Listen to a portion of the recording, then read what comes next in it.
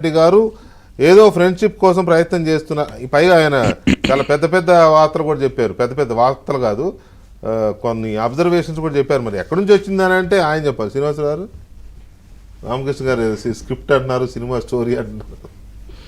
ఇప్పుడు జగన్మోహన్ రెడ్డి సినిమా అయిపోయింది. అయిపోయిన సినిమాకి ఎవరు కథ మళ్ళీ కథ రాయరు కదా. అది కాకపోతే సినిమా కూడా మళ్ళీ పుట్టాడులాగా కాదు. ఇప్పుడు మొన్న పులివెందులు వెళ్ళాడండి.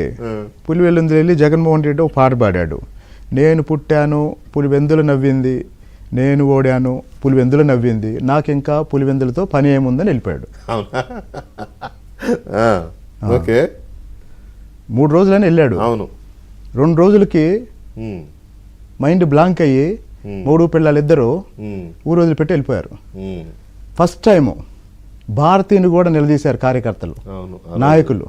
అంటే వాళ్ళ 46 సంవత్సరాల రాజకీయ జీవితంలో వాళ్ళు చెబితే జనం వినటం ఇన్నాళ్ళు వాళ్ళకి తెలుసు, వాళ్ళు మాట్లాడితే జనం వినటం అంతవరకే, అంతే.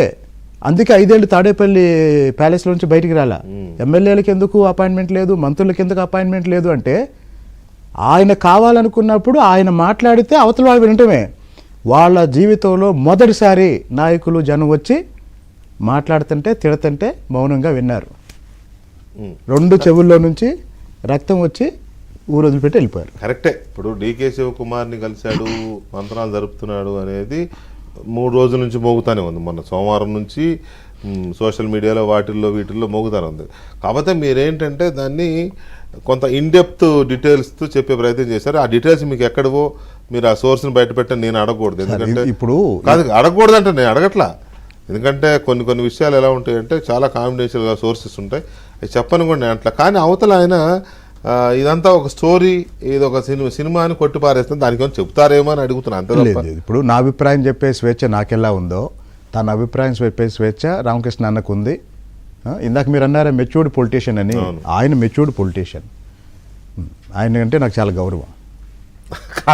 కాంగ్రెస్ పార్టీని, జగన్మోహన్ రెడ్డిని ప్రొటెక్ట్ చేసుకుంటూ మంచి బాగానే అధికార ప్రతినిధిగా మంచి చాలా డిప్లొమాటిక్గా చెప్పారు కదా, అంతే కదా. అంటే ఆయన పార్టీ అధికార ప్రతినిధిగా ఆయన బాధ్యత అది.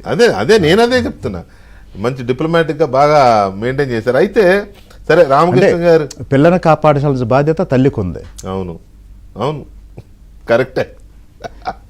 అయితే రామకృష్ణ గారు అధికార ప్రతినిధిగా